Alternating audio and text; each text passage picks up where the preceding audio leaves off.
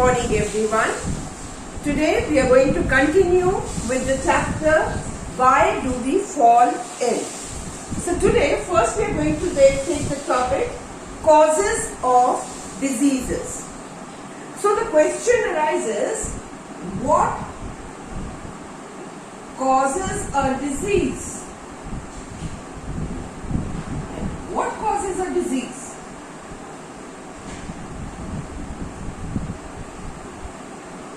There are different levels of the causes of a disease.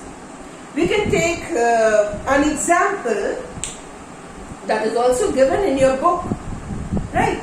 Suppose a baby is suffering from loose motions. So what will be the cause of the disease? That is a virus. Virus will be the cause of a disease if the baby is suffering from loose motions, right? Virus. In case of any other disease, it can be any microbe,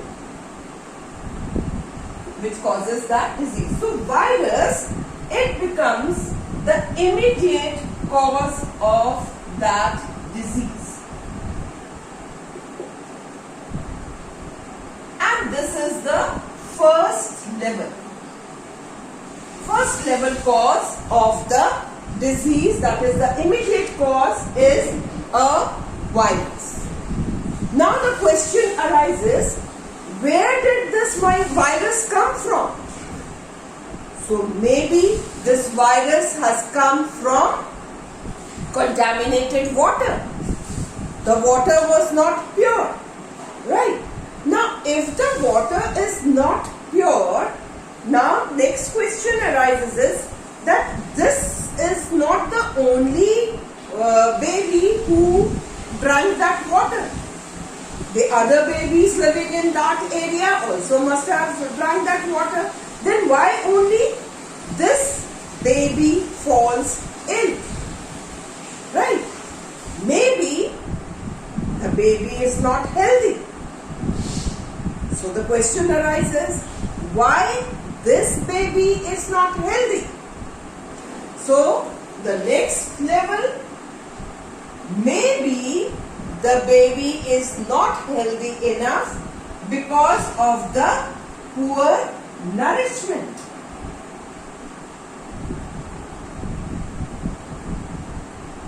Because of the poor nourishment. So this becomes the second level cause. Right? This becomes the second level cause of the problem, of the disease. Right? Now, next is, why was the baby not well nourished? If this is the reason, the question is why the baby was not well nourished. So, there may be two reasons behind this. One is the parents could not afford good nourishment, right? That will become the other reason. The baby is not well nourished because he belongs to a poor family.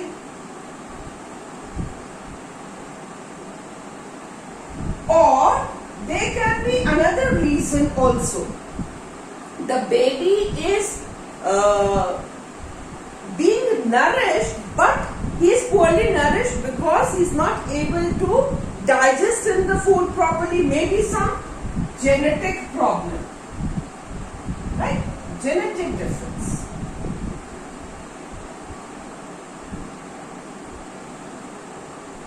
The baby is not healthy because of the poor nourishment. And why is this baby poorly nourished? Maybe he belongs to a poor family, or maybe there is some genetic difference. So these become the contributory causes. This was the immediate cause of the disease. These become the contributory causes.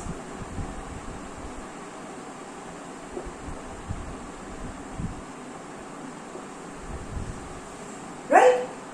Now, for the child to get good nourishment and to get clean water, the question is, the child fell ill because of virus. Virus may have come from unclean drinking water. Now, why there was unclean drinking water? Maybe this leads to the community level, right? The public hygiene was not good, or the water which was coming that was not good, of good quality. So third reason or third level will be, one is poverty and public hygiene. This becomes the third level cause of the disease. So there are different levels of the causes of a disease. One is the immediate cause, and these two levels, they contribute to the immediate cause. So these are the contributory causes, right? Now, next, there can be some infectious causes and the non-infectious causes of a disease.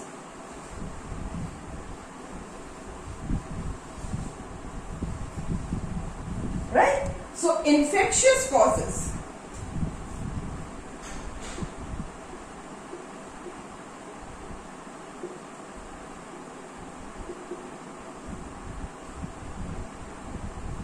Infectious causes are the causes which are caused by the microbes, that is the infectious agents, right? Infectious causes are caused by infectious agents, that is the microbes. They are responsible for, and the diseases which are caused by these agents, they are known as infectious diseases.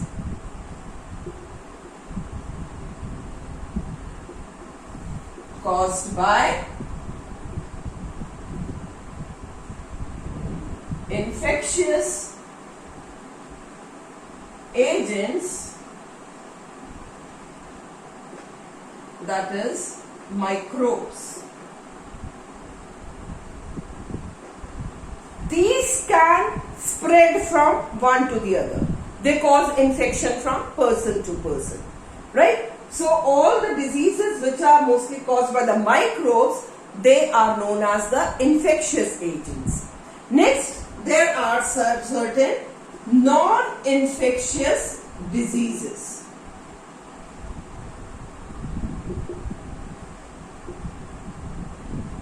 Which are not caused by infectious agents. They are not caused from any agents from outside. They are from the inside only. Like if any organ of the body is not working properly, that gives rise to non-infectious diseases. Like heart problem, that is, heart is not working properly, or there is a problem with the kidney, or there can be other diseases, lungs diseases, or any diseases. If there is failure of working of any of the organ, that is non-infectious, right? That cannot be spread from one person to the other, and the agents are not from outside. They are not the microbes. Then they are known as non-infectious diseases, right? Now,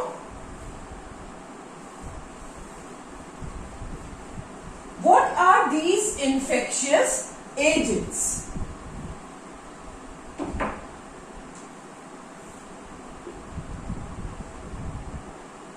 Infectious agents.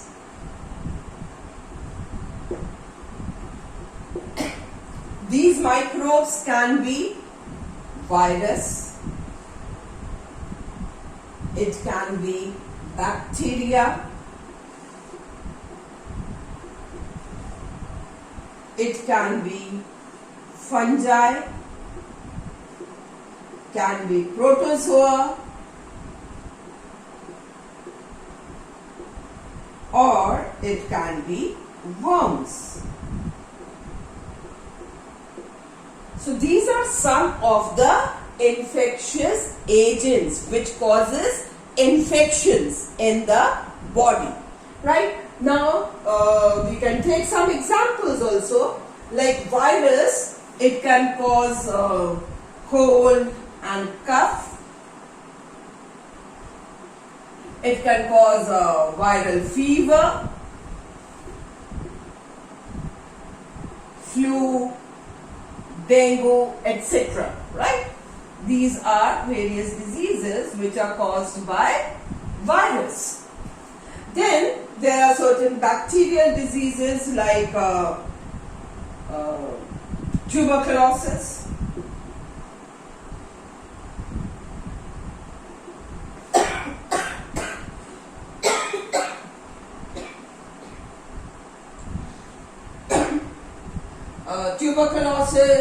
then we can have the example cholera, etc. Then fungi, all the skin diseases related to skin, they are mostly caused by a fungus. Then protozoa like amoeba or the other protozoans, they may cause certain diseases like kala azar,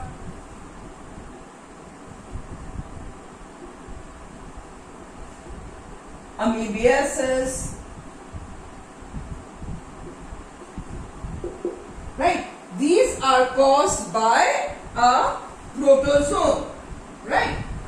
Even this thing, malaria, that is also caused by a protozoan. Then worms. Worms, they get inside the body, inside the intestine, and can cause certain diseases like the ringworms, etc. They get inside the body and they can cause diseases. Then some severe diseases also like elephantiasis, that is also caused by the worms, right? So these are certain diseases which can be caused by the microbial agents. Now, why is it important that we categorize these diseases into like diseases caused by virus or bacteria or fungi or protozoa or worms? These have to be categorized because if we have to cure them, right?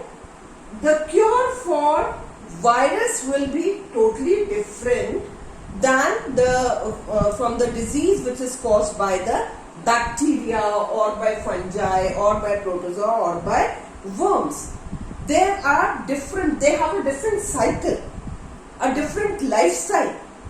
So that is why it is very important that we categorize them into different forms, different agents.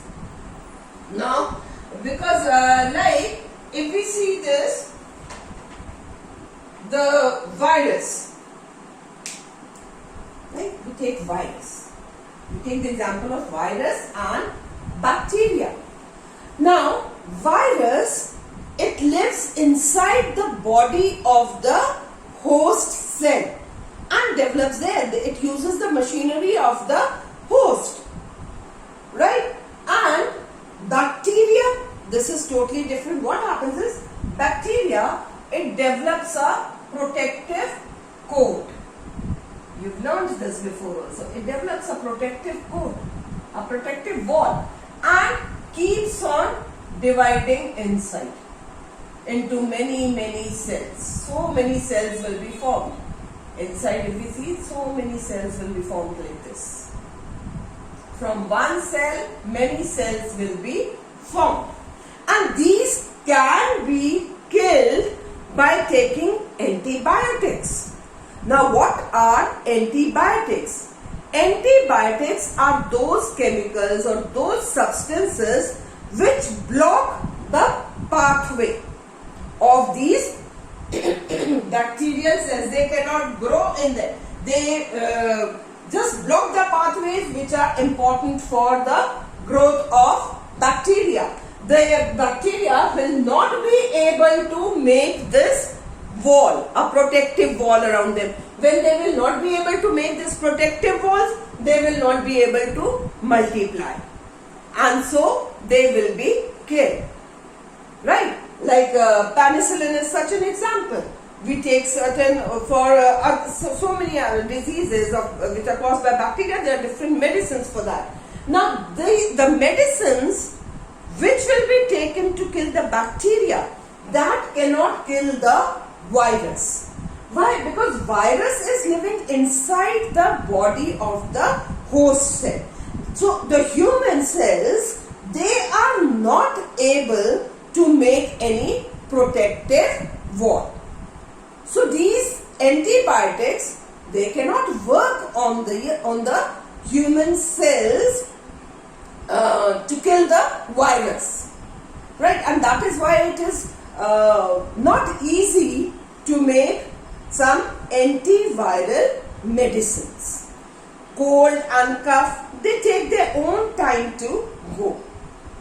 There are no antibiotics which can work on these cold and cough. But along with the viral disease, if you are having any bacterial disease also and you are taking antibiotics, those antibiotics will work only on the bacterial cells, not on the viruses.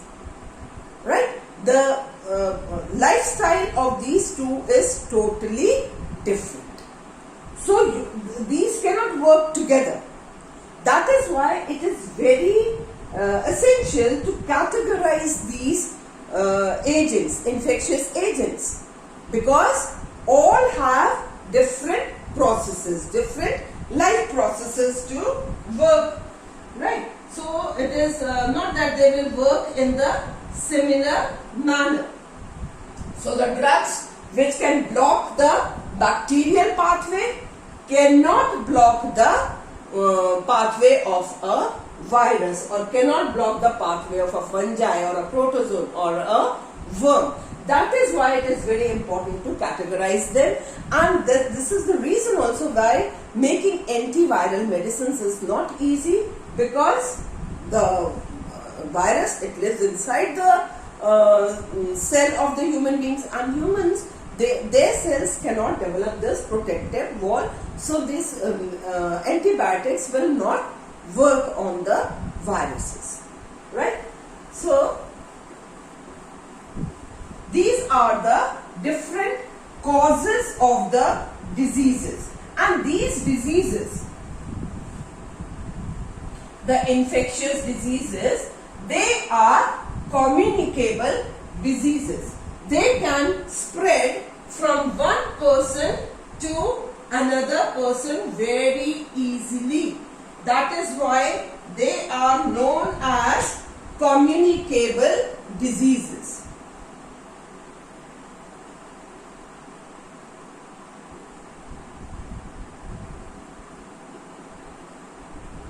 Communicable diseases. They can be very easily passed out from one person to the other person. And those diseases which are caused by non-infectious agents, they cannot be passed from one person to the other. Like for communicable diseases, we can give the example of cold, cough, etc. These can be spread very fast from one person to the other. But if the disease which is caused by non-infectious agents, like heart problem or a problem of the kidneys or anything, or the blood pressure or diabetes, like these cannot be passed on from one person to the other person. So they are known as non-communicable diseases. So these diseases can be further classified as communicable diseases and non-communicable diseases.